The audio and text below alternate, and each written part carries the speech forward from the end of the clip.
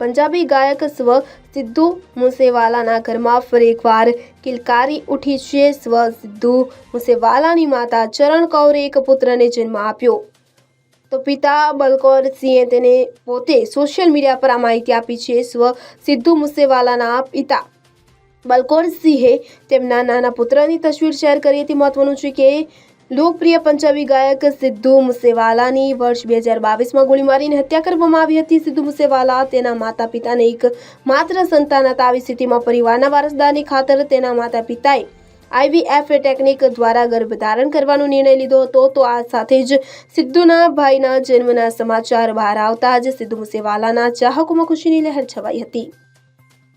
Bureau report CN24 news.